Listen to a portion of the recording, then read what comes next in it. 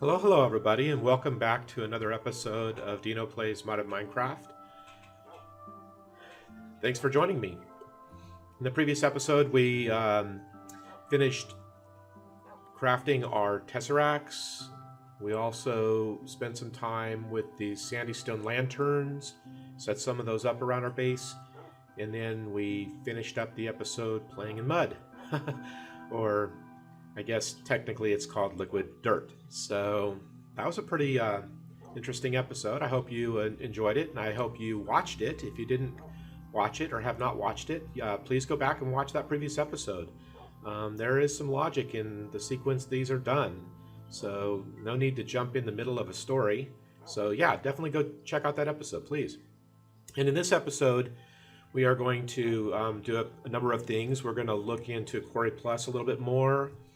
I'm going to show you the painting machine from Ender.io, that allows us to camouflage some blocks. And then hopefully we'll have time to expand the size of our quarry. So thanks for joining me. Let's go ahead and get started. So I wanted to kind of expand our quarry because we're needing a lot of materials to do some additional crafting, in particular diamonds and gold, and we're really even short of iron. So I was looking into Quarry Plus and having quite a challenge with that mod. It's still being updated, so it's not completely prime time for 1.7.10. But it is available. At least I'm running release candidate 4. So the problem is that they do not have the recipes readily available in NEI. So it was difficult for me to know exactly how to craft things. So I found the recipes on the web, and I do recall from previous experience needing to use the assembly table. So we went ahead and I crafted an assembly table, put our lasers up, ran some power up to the lasers, and started crafting what I thought was going to be necessary to build Quarry Plus. But it didn't work. I mean, the individual components were readily available. I could make those in the assembly table, but actually trying to make Quarry Plus itself, it wasn't working. So I did some additional research, needed to update to a newer release candidate, updated to 6, then that wasn't quite right, updated to 7, that wasn't quite right, updated to 8. So I think I'm now on release candidate 8, and it seems to be pretty close. What he's done is he's changed the way you work with the recipes, I guess in the 1.7.10 build for Quarry Plus. And you now need this guy, a Workbench Plus. And you put your components in there and then select the output that you want, and then it consumes energy, RF energy, and then it'll get your item once it's all done. So in that regard, it sort of works similar to the assembly table, but it doesn't require chipsets and all those different types of things. You basically just put your raw materials in here, and then it, I guess, constructs what it needs. So in the case of Quarry Plus, let's take a look at that guy. It's quite expensive. So here's our Workbench Plus. You need 32 diamonds, 32 gold, 64 iron, 16 redstone, and 2 ender pearls to give you your Quarry Plus. So that is very, very, very expensive. And I probably only have about half those materials. I have enough ender pearls, I have enough redstone. I do not have enough iron. I'm really low on iron. I'm probably a little over halfway to gold. And I think I have maybe 16 diamonds because I did go on a diamond hunt off camera because I needed some more diamonds for some other builds. I think including this painting machine, I think required a diamond. So yeah, that's going to be really expensive, and it's obviously going to be a little bit longer for me to get everything I need for the Quarry Plus. So that'll be nice, except that I was thinking I needed Quarry Plus in particular to have the larger quarry sizes, which was a bit of derpiness on my part because I'd forgotten that with landmarks you can actually increase the size of the quarry up to 64 by 64 blocks, I do believe. Whereas Quarry Plus, you can go 256 by 256, so it's a lot larger with Quarry Plus. I don't necessarily know that we need to go that large, but I do like having Quarry Plus and Pump Plus because then it deals with liquids and stuff more elegantly. So, and you can enchant it as well and put Fortune 3 on there and all that kind of cool stuff, which we're going to want to do.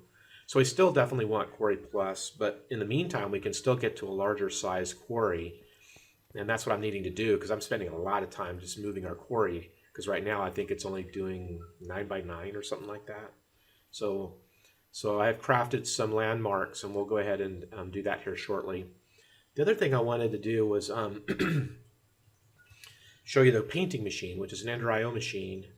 And if you'll notice, I've got part of this floor now covered. The energy conduits now are covered. And the way you do that is you craft these conduit facades and then you paint them with whatever texture you want. And then it'll assume that block, and then you can place that block on your conduits, effectively hiding your conduits, and basically it just acts and behaves and looks just like a floor, just like the rest of the floor. So let's go ahead and do that. I'll need to get this marble with dent texture, and then I'll show you how that's done. Actually, I probably didn't need one. I think I still have one in the machine. Let's go take a look. Yep, I do. So you basically put the block that you want to create the facade on, and then you just basically put your conduit in there, conduit facade, and then it'll paint it with that texture, and see, there you go. So now you have that conduit facade. Oh, I must have put two in there by accident, but that's fine. So once you have those, you just basically put it on the center of the conduit, and boom, there you go. And now you can see that it's all covered and hidden, and you don't even know it's there. It's so sweet. So in this case, for this wall, we'll basically want to get this large cobblestone tile, use that as our block, create our facades, and then we can fill this wall in, and it'll just blend right in. We can even do it with dirt and hide this stuff as well. It's just really sweet. Love it. I don't know why that block's missing. I don't remember. I must have been... Oh, that's right. I was going to put something else there. What was it? Oh yeah, I was going to move the workbench there. That's right. I don't have my wrench with me, so we'll just do it the hard way. And then put this guy right there. Bingo. And now it's powered as well, because there was a conduit underneath there. Yep. And then we can put dirt back in this place. And then again, we can create facades for dirt and hide that and all kinds of cool stuff. But let's see, we need to move this guy still, because whatever comes out of your workbench, just like with your assembly table, you want it to go into an inventory. So you sort of need a chest beside it, just like there. Excellent. So that works. Awesome. So let's go ahead. The next thing I wanted to do was I wanted to look at remote I/O a little bit again.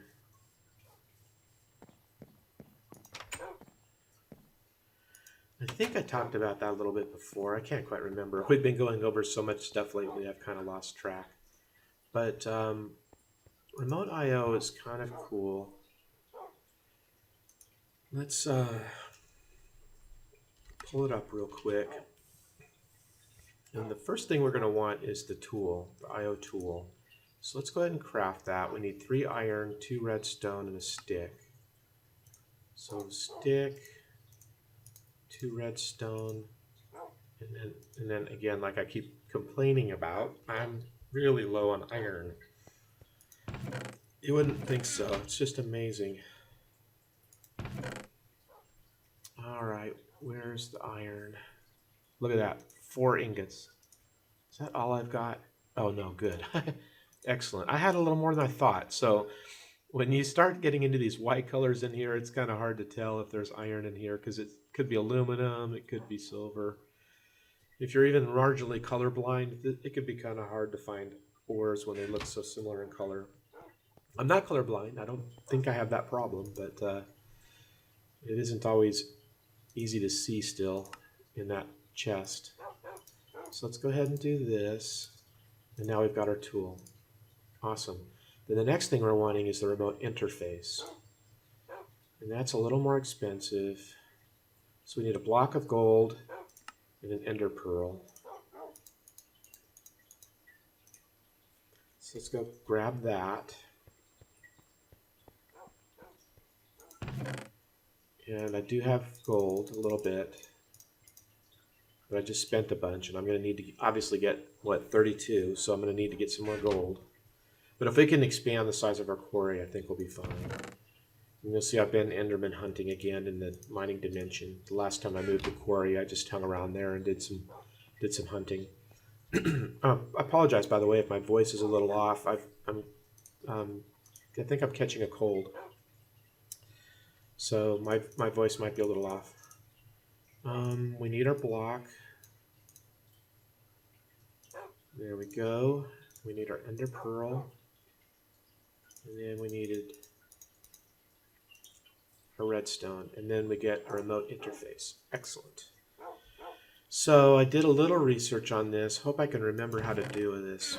So we'll still be experimenting together here, guys, so be patient with me. But basically, what we do is we put down the interface basically where,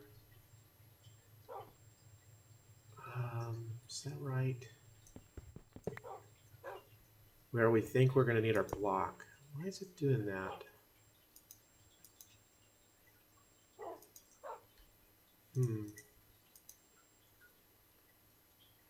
Oh, that's right. We need an upgrade, what they call upgrades. So in this case, we want that block to behave like an inventory block. So we're going to need a location chip, which is a piece of paper, redstone, and a gold nugget. So we've got our gold nuggets, we've got some paper, and redstone, and then we get a location chip. And then we also need an item transfer chip because we want it to behave like, to work with items. So we need a second chip. We need blank plates, which I think, yeah, it's 3 iron. See, more iron. Okay, so that gets us a blank plate. Then we need our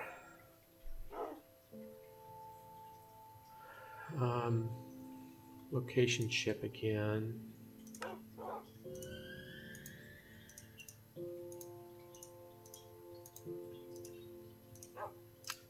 Very good. Can't stack those, right? And then what else did we need? Just 2 chests. Okay, we can do that. I think. Yeah, we can do that.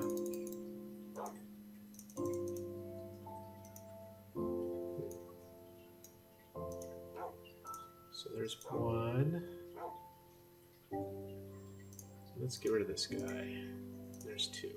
Oh, I had 1 already. Oh well, that's fine. I forgot that I picked that one up when I replaced it with the Ender IO thing. So let's see. So then we need this item transfer. So 1, 2, and our plate And we've got our item transfer chest upgrade. Excellent. So I think what we do there is this is the hard part. It's a little sketchy in the notes. I can't quite remember how to do that. I don't know if we have to specify it to a location. RF config. RF by default relies on energy sources to push power to neighboring blocks. No, that's not what I wanted. Yeah.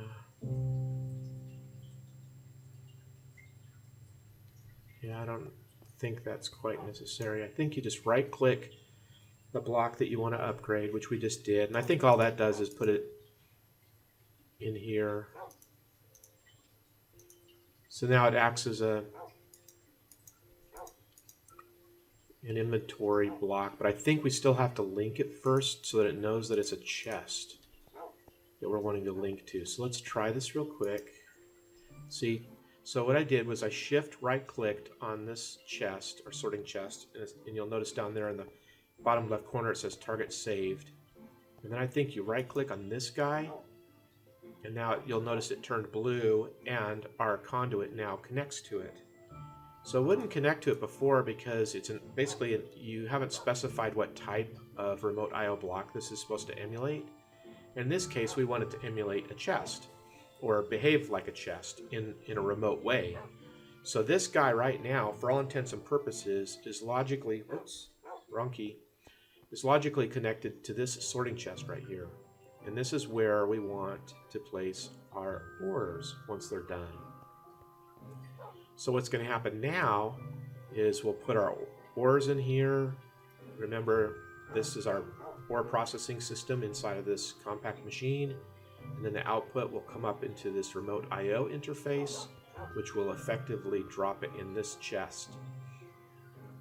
And it could be any of these chests. Since these are sorting chests, it'll just automatically get routed to the right storage chest. But I decided to go ahead and put it in this one anyways because it's empty. And we're just about filling this one up, as you can see.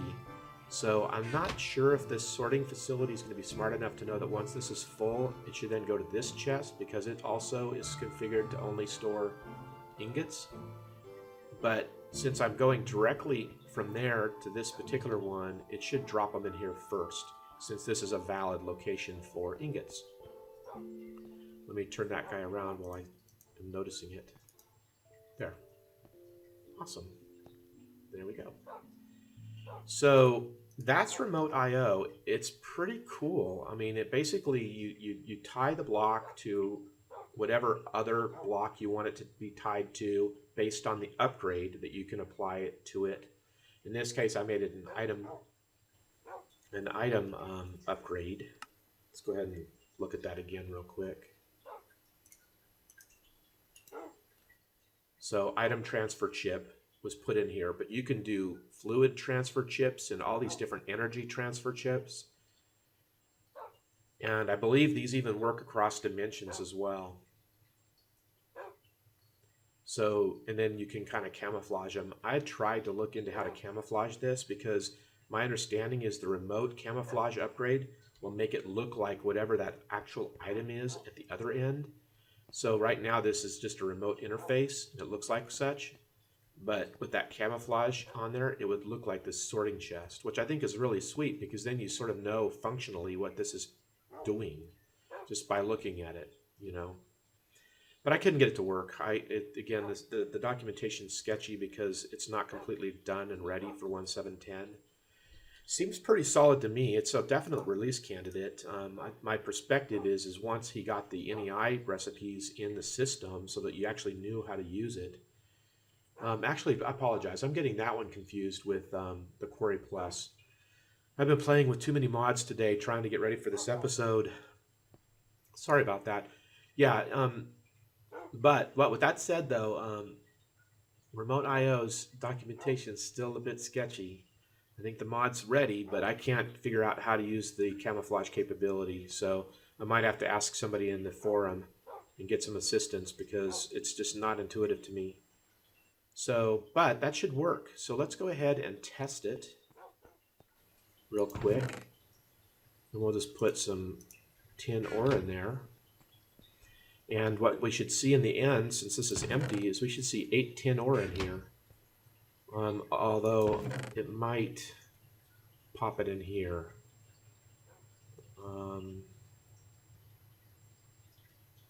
Why don't we do, well,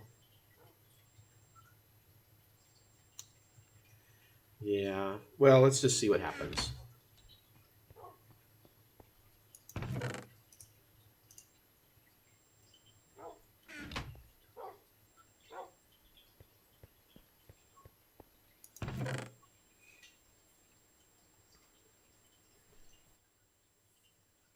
Should take a moment because it's still got to get processed. It's not too slow, but not too fast either. So while we're waiting, I'll get a sip of coffee.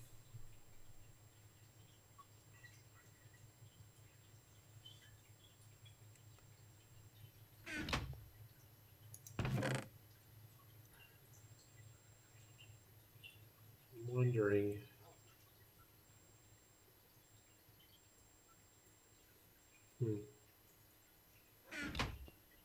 Kind of hard to tell. It definitely worked. I'm trying to find a way to make it a little easier for us to confirm. So, thermal foundation, silver. Why don't we do that? Do we have some silver in here? Let's see if we can find some silver. There's silver. Thermal foundation silver. Okay. Let's grab 8 of that. Because my perspective is this should then change from 2 to 10. Or pardon me, 2 to 18. Because right, that'll get doubled. So we should come out with 18, because it does look like it's sorting to the first available chest. I'm thinking.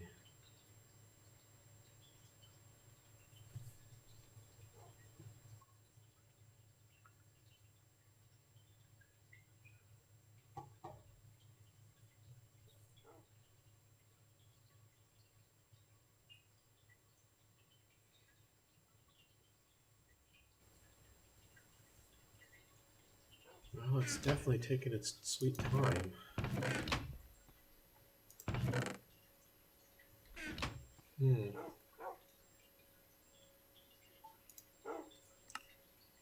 There is no buffer in here, I don't think, so it should just send it up here and then just kind of magically appear over here.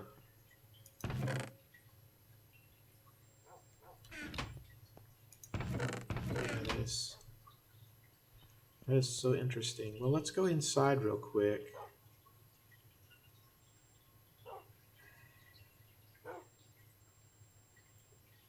Am I spacing? Where is... Oh, there it is.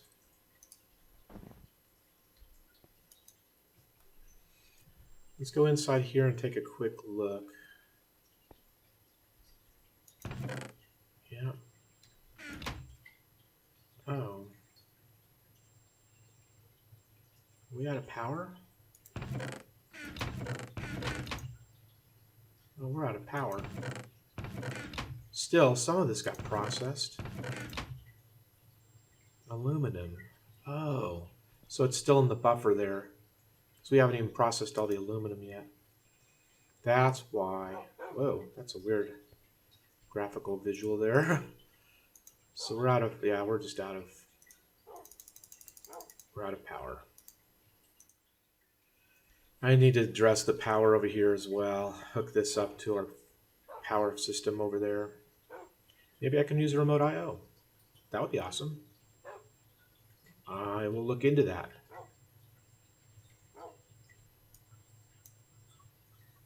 Oh, yeah, see, there's the outputs. I didn't realize you could see it here. That makes sense. So the compact machines. Oh, wait a minute. Maybe this isn't. See, it's active with signal. That's another reason why. There. Now it pulled it out. So did it come here? Yeah, there it is. So there's the 7 aluminum. And we should, yeah. And then here's the 10. Oh, this is from before. This is even from before, I guess. Because I was processing, when I went getting diamonds and stuff like that, I picked up a bunch of other stuff, of course, and plopped it in there real quick when I got back to process. And apparently I ran out of power in the processing of that too. So what you're seeing now is actually what should have been processing before. So it will actually go straight to this chest first. And since this is a valid location for those ingots, they will stay here. If we actually plopped ingots down here or something, I imagine it'll come over here first. Yep, yep. So this is working perfectly fine. Excellent. So as you can see, with this remote I/O now, we can all of our ingots go into our storage system. Sweet. Love that. And I don't even think we need this here, because it'll come out here and go straight into here. So we could probably remove this conduit. So I'll do that off camera. That way I don't break anything by accident. And there's our energy going in. You can see it. Here's our ores coming out. I didn't realize this interface was here. I love that. So at a glance, you can really see what each interface is doing. All right, well, this is getting a little long, and I still wanted to expand our quarry real quick. So here's our landmarks. I crafted those already, and again, just to refresh our memory on what the recipe is, it is really simple. It's just a redstone torch with lapis. And a redstone torch is just a stick and redstone. So real simple to make. Let's see if I can remember how to use them, though. That's the trick. How are we doing on daylight? Okay, it's midday. Do I need anything else? I don't think I need anything else. Let's go ahead and go to the quarry real quick.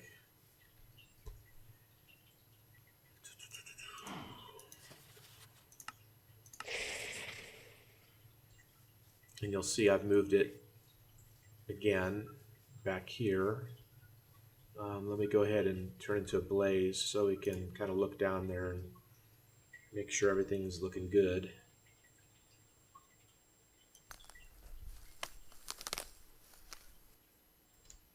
I just noticed my diamond helmet's about gone. Yep, we're all done.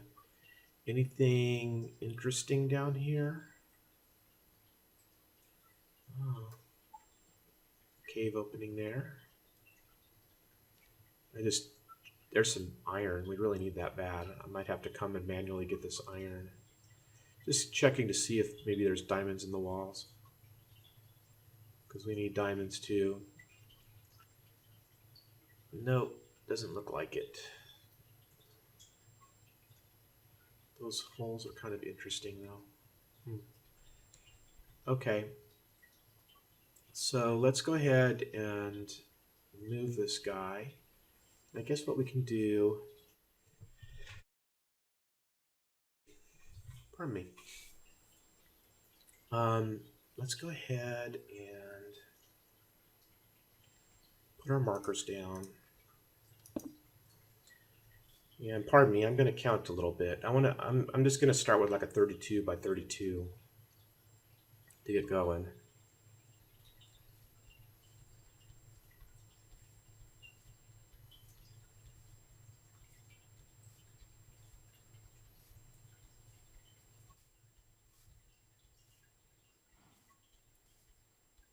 So there's 32.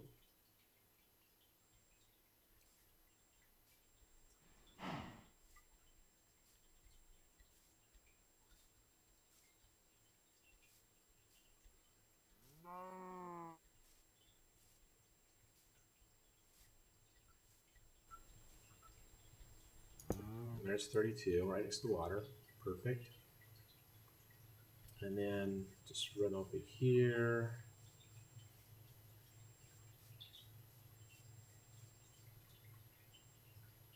Too far. Not enough. I think it's right here. Is that right? No. One off.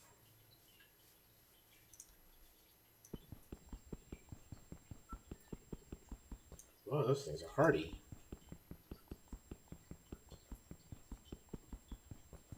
You're kidding me. Okay, let's do it this way. That's funny. Those things are solid. I had no idea. Okay, that looks right. All right. Excellent. And so what we'll do is we'll just move these guys around.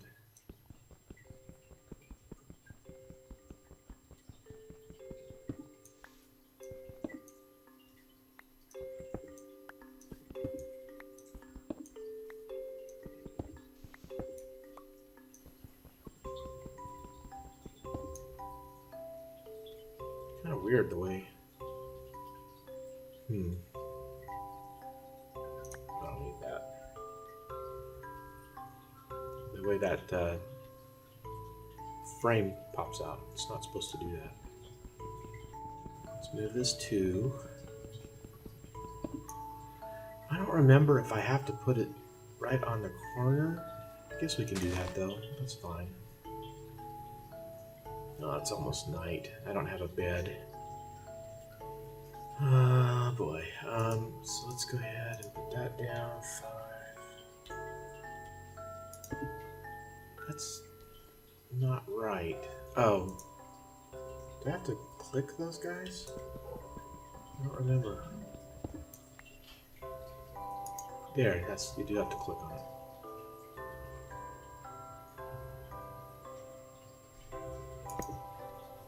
There.